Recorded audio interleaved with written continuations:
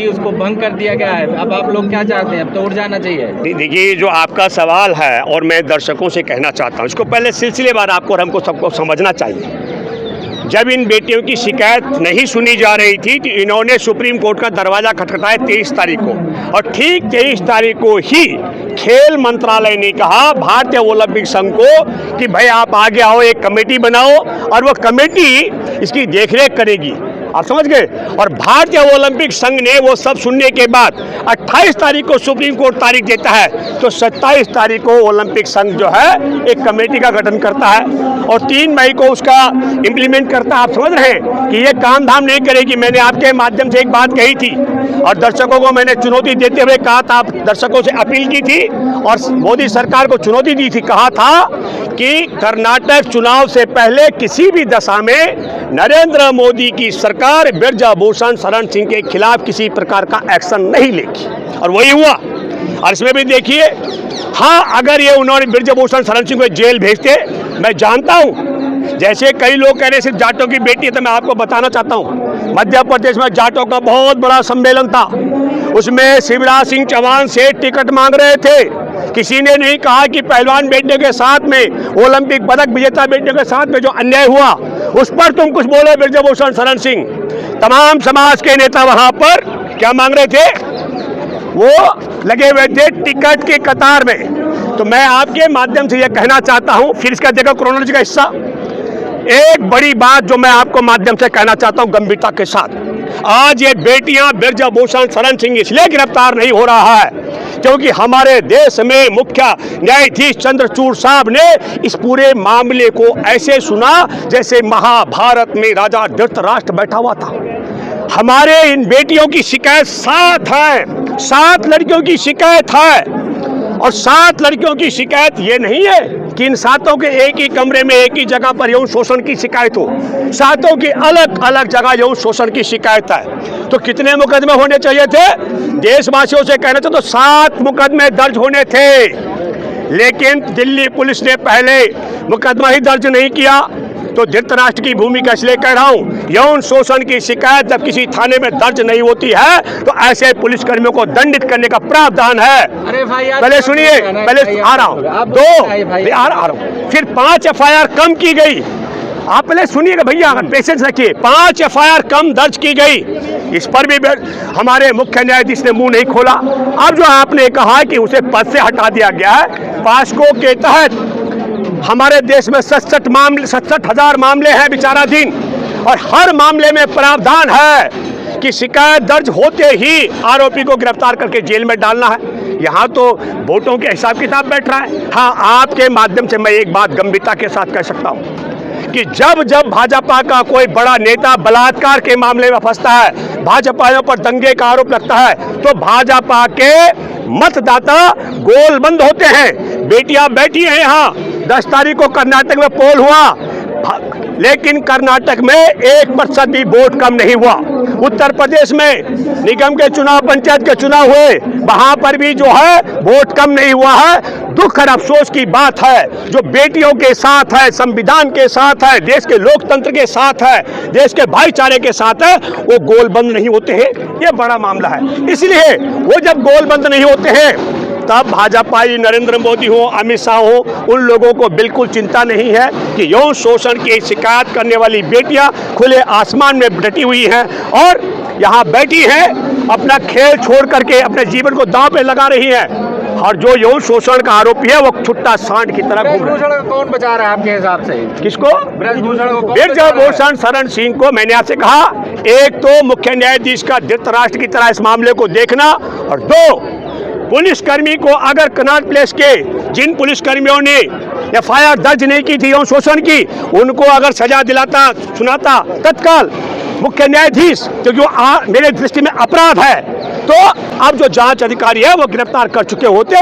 न केवल नरेंद्र मोदी, अमित शाह ब्रजभूषण को बचा रहे हैं, बल्कि मैं दावे के साथ में कह रहा हूं, जो 7 बेटियों की शिकायत और आरोप है, एक एक आरोप की काट निकाल रहे हैं, वो बचने का रास्ता निकाल रहे हैं। इन बेटियों ने कहा, मैंने पहले कहा कि 7 बेटियों ने कहीं नहीं कहा कि एक ही जगह यौन शोषण हुआ, ये सब अलग अलग घटनाक्रम है।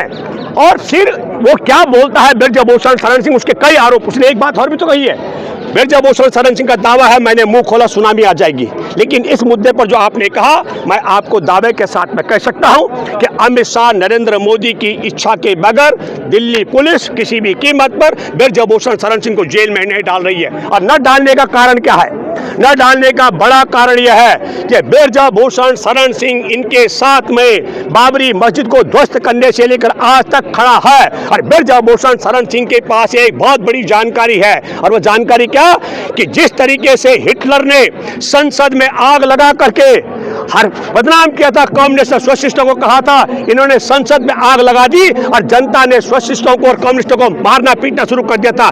ठीक उसी तरीके से मैं आपको बताता हूं, गोधरा में कार सेवकों की ट्रेन की जो बोगी है, वहां रंगर बिल्ला के इशारे पर कैसे और किसने जलवाई, ये ब्रजभूषण को जानकारी है, इसलिए हिम्मत नहीं कर सकते जेल में डाल। बड़ा आरोप अगर सुनिए तो एक काम मैं दावे के साथ कह सकता हूं, इसके लिए मैं अपना नार्को टेस्ट कराने को तैयार हूं। नरेंद्र मोदी, अमित शाह भी अपना नार्को टेस्ट कराने को तैयार हो जाए।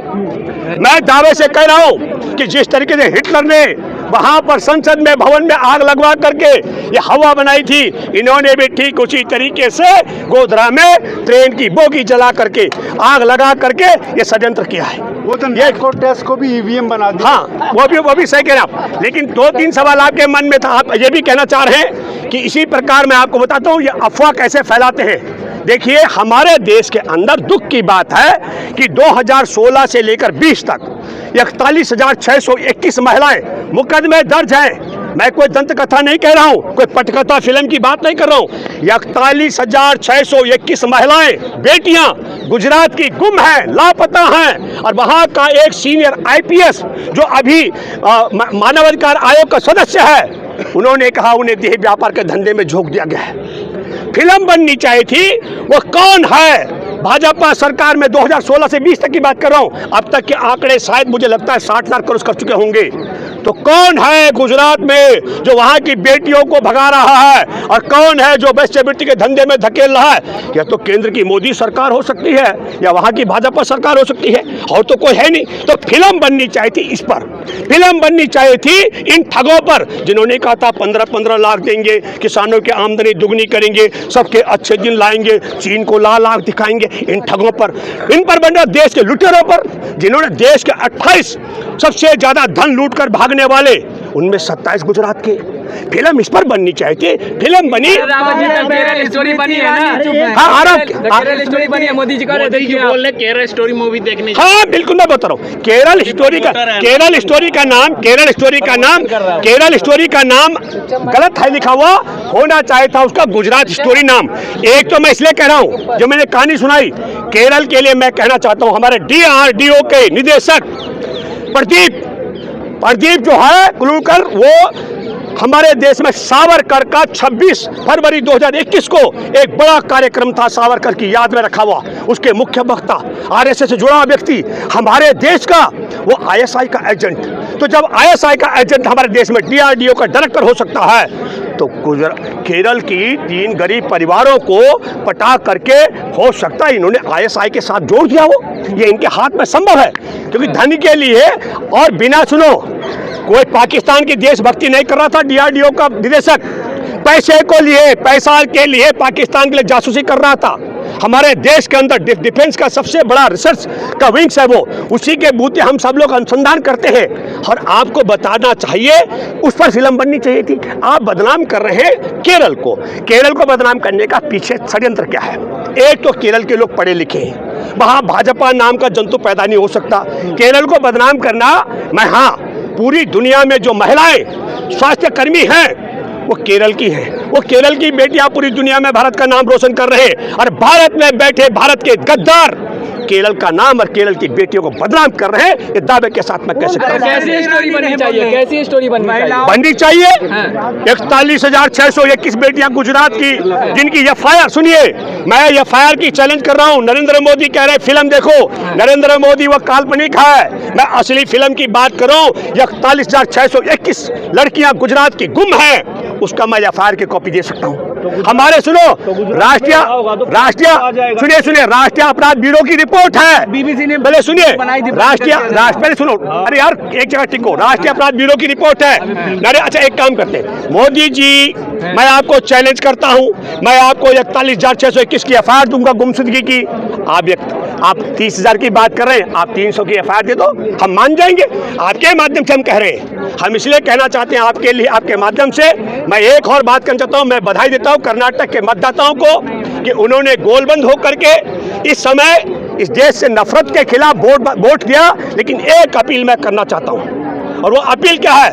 हमारे देश के गृह मंत्री ने चैलेंज किया है अमित शाह ने कि जब वहां पर कांग्रेस की सरकार आएगी वो दंगे कराएगा। मैं आपके माध्यम से जो नई सरकार बनने जा रही है उसको भी और एक एक मतदाता से अपील करता हूं, आप लोगों को एक भी दंगा अगर कर्नाटक में होता है तो उसके लिए अमित शाह को दंगा कराने के खिलाफ, उसके खिलाफ मुकदमा दर्ज कराने की मैं अपील करता हूं। महिलाओं के सम्मान की बात है, स्मृति ईरानी चुप है, बोल नहीं रही है। देखिए, स्मृति जी को महिलाओं के सम्मान में बोलने का हक भी नहीं है। आपको बताना चाहता हूं, ये बेचारी बहुत लाचार स्थिति में थी। एक महिला ने शरण दी, एक महिला ने जब उसने शरण दी तो शरण में रह करके, आपको पता है स्मृति ईरानी जी पति चोर हैं, वो पति को चोरी कर लिए। तो आप समझ लो दूसरी अरे सुनो भाई, दूसरी महिला के पति चोर महिला के सम्मान के लिए कैसे बोल सकती है? क्यों बोलेगी, क्यों मुंह खोलेगी? ये बात मैं दावे से कह सकता हूं। वो स्मृति भी जानती है, जैसे स्मृति ऐसे बोलेगी उन शोषण के खिलाफ, तत्काल देश खड़ा होगा। ये पति चोर है, ये कैसे बोल सकती है? जिस दूसरी महिला का जिसने शरण में रखा, ऐसा भी नहीं कि बात चोरी किया हो, जिस महिला ने इसे आसरा दिया, इसके पास रहने खाने का ठिकाना ना हो, उसे रहने खाने की जगह दी और वो पति चोरी कर दे, तब सोचना पड़ेगा। ये बात भी आपको ध्यान रखनी है।